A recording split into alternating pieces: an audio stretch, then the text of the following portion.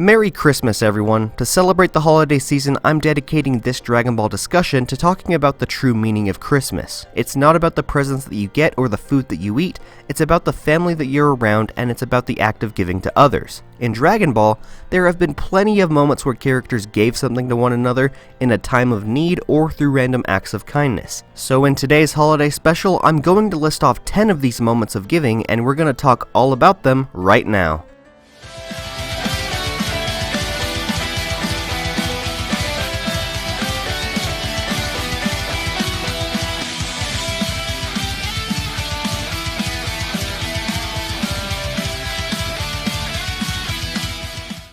Before we kick off today's video, if you're new to the channel and haven't done it already, go ahead and smash that like button to help push this video into YouTube's algorithm. Giving this video more likes will help spread Christmas cheer so that other Dragon Ball fans can see this video. While you're at it, make sure to subscribe and turn on notifications so you can see whenever I post a new video. With all that being said, let's get right into the video by talking about my 10th pick. Number 10. Goku lends his energy to Frieza and vice versa. One of the most iconic displays of mercy in the entire series was the moment where Goku shared his energy with a dying Frieza on an erupting planet Namek. This was the first moment of giving that popped into my mind, so I just had to bring it up right from the start. After becoming the Super Saiyan of legend and utterly demolishing Frieza, making his worst nightmares become a harsh reality, Goku's fight with the evil tyrant no doubt became one of the most important duels in the history of the franchise. This single battle was a huge shifting point in Goku's character arc, and ultimately changed his perception on showing villains mercy. After Frieza sliced up his entire body with his own attack, he was left defenseless and their long duel had finally come to a close. Goku could have just blasted Frieza into oblivion, or he could have up and left the battlefield, but he didn't. Thinking that Frieza could change, Goku gave a portion of his energy to Frieza before he flew off. As we all know, Frieza squandered this chance to change and used the borrowed energy in an attempt to blast the Saiyan out of the sky. Despite all the horrible things that Frieza had done, Goku was still willing to give his foe a second chance, but his kind act was unfortunately tossed to the side. Although, this act of kindness would be repaid to Goku several years later during the Tournament of Power. After unleashing Ultra Instinct Omen for the first time against Jiren, Goku was able to give the Pride Trooper a good fight. Unfortunately, he couldn't maintain this state for a long period of time, since this was his first display of Ultra Instinct, and once it faded away, Goku was simply blasted away. With Jiren being distracted by Hit, Goku was given some time to recover from the effects that Ultra Instinct had on his body, but his moment of peace didn't last long. Seemingly appearing from out of nowhere, Frieza popped up next to the fatigued Saiyan. At the time that this episode was released, this was a huge cliffhanger for every DBS fan because it looked like Frieza was gonna blast him while he was down, but in actuality, he was just returning the favor of donating energy. Repaying Goku by giving some of his own energy, this was a really smart move on Frieza's part since it led to the victory of Universe 7. So with Goku and Frieza giving each other gifts of energy, it appears as though the Christmas spirit is strong with both of them. Number 9. The Super Saiyan God Ritual. Nothing is better than gathering together with your friends and family over the holidays, whether it's exchanging gifts, exchanging food, or even exchanging energy so your friend can become a Super Saiyan God and prevent the destruction of the entire planet. There's just nothing better than everybody getting together for something special. That is exactly what happened in the 2013 movie Battle of Gods and the subsequent remake of the Beerus arc seen in Dragon Ball Super. After the God of Destruction Beerus woke up and started his quest to locate the Super Saiyan God, Goku and his friends were forced to learn how one could actually achieve such a transformation, and after asking Shenron, they learned that 6 righteous Saiyans needed to get together in a circle, hold their hands together, and have 5 of them transfer ki into one particular target so they can become a Super Saiyan God. While this is considered just another variation of ki donation, since we've seen people donate their energy to others time and time again, the ritual of transferring energy into a single target has been seen multiple times in a similar fashion, so I thought I'd mention it somewhere on this list as its own unique thing. Number 8. Bardock's ability to see into the future. Remember the old Bardock the father of Goku special?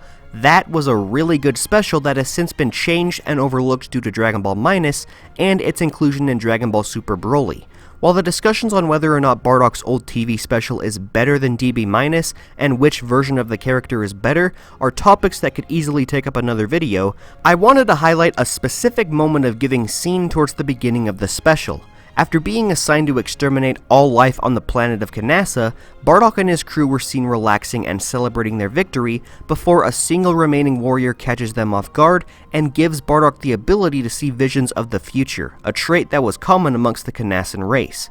After being gifted the ability to see into the future, Bardock witnessed the destruction of planet Vegeta, the genocide of the Saiyan race, and he could even see far enough into the future to see his son Kakarot take on the tyrant responsible for all this death and destruction. Funnily enough though, Bardock's vision was actually wrong because Goku never met Frieza in his first form, at least during his time on planet Namek, but that's besides the point since this special was made before Frieza's final form was actually designed.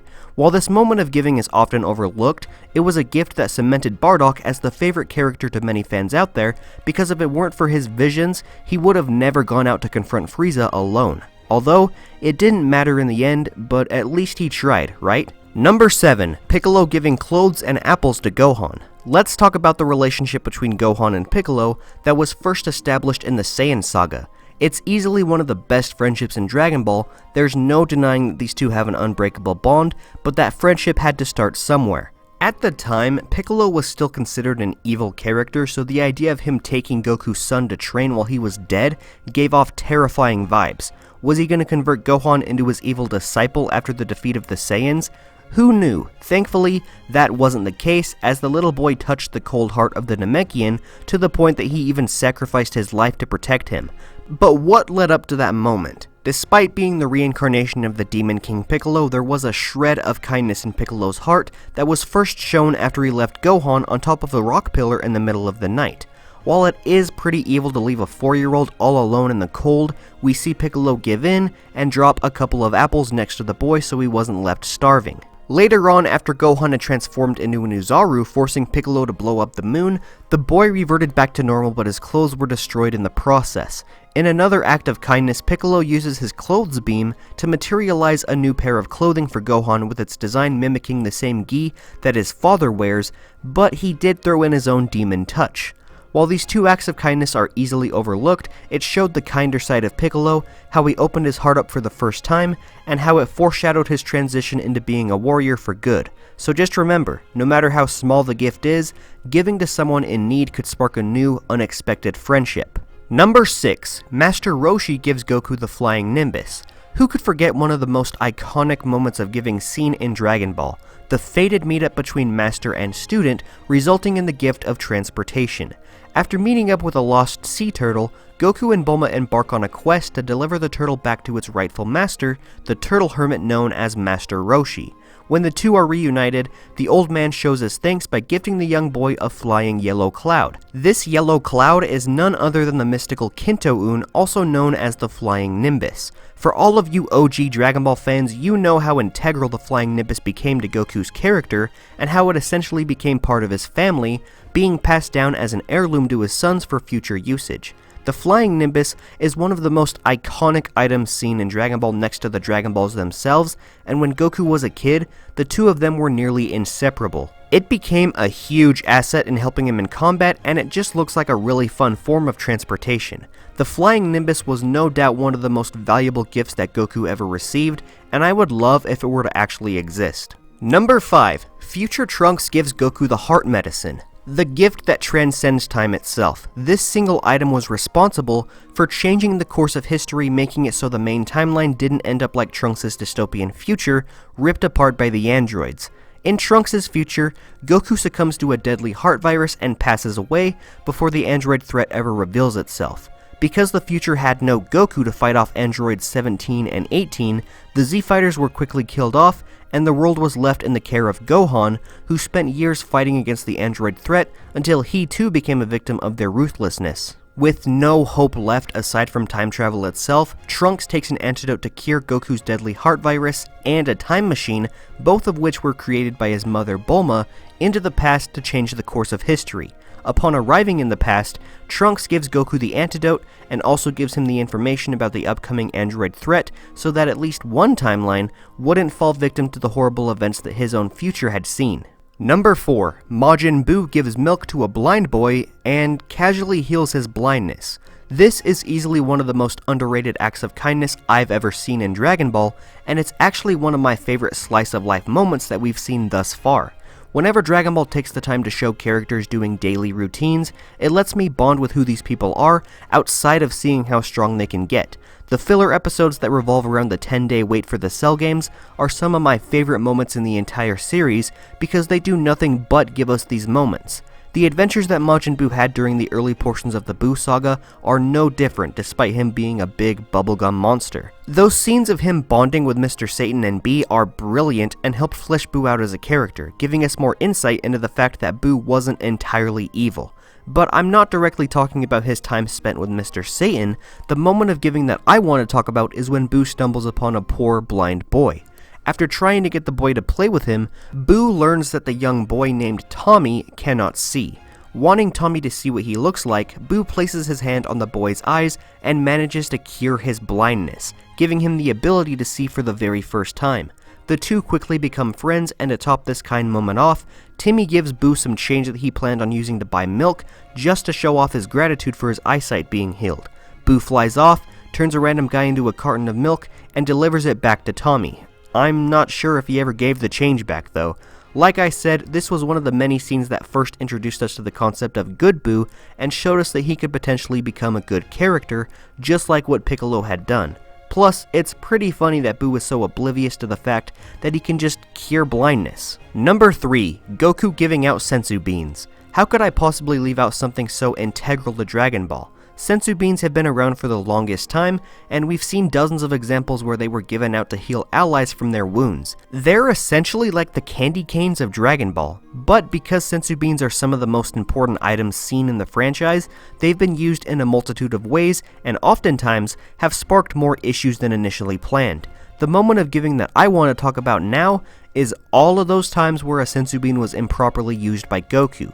You know, all those moments where he gave a bad guy a senzu bean like Piccolo, Cell, and most recently, Moro. Whenever Goku gives a senzu bean to a bad guy, there's always going to be a divide in the community on whether or not it was accurate for his character to do such a thing. Sometimes Goku does it to show mercy, letting his opponent heal up so they can live to fight another day.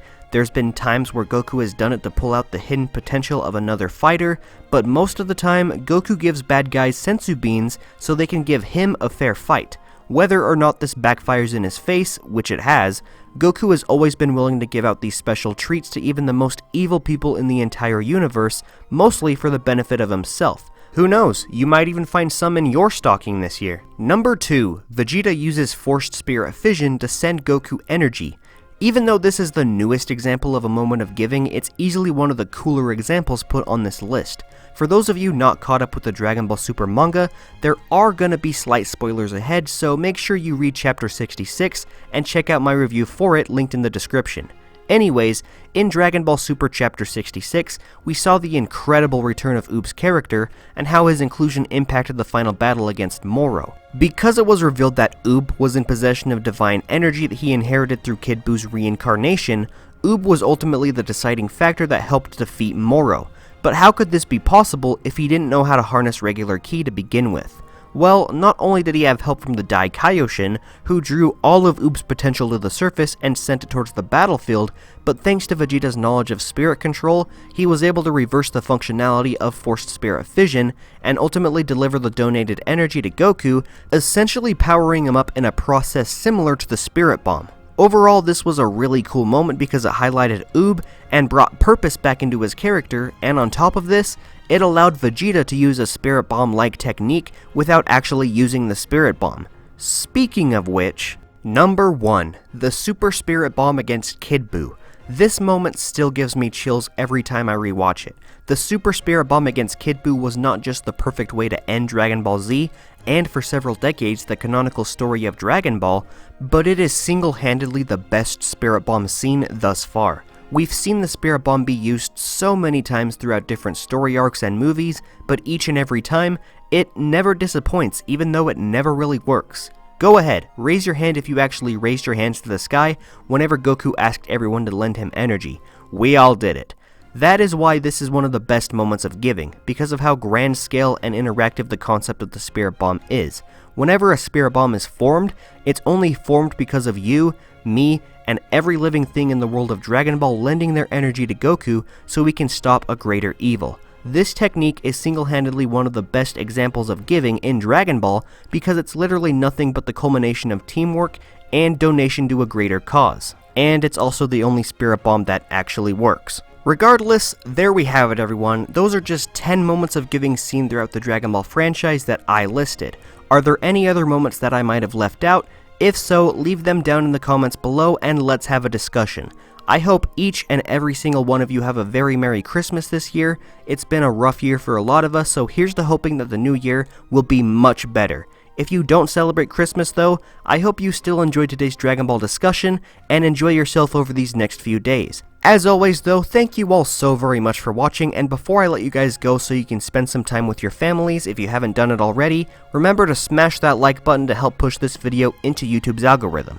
The more likes that this video has, the more likely it is that it will be recommended so that more Dragon Ball fans can watch it. If you haven't already subscribed, make sure to subscribe to this channel and hit that notification bell so you can stay up to date every single time I upload a new video. I do Dragon Ball what ifs, speculation videos, review videos, and everything in between. Until my next video though, I'm wishing all of you a very Merry Christmas, a Happy New Year, and I will be seeing all of you Dragon Ball fans later. See ya!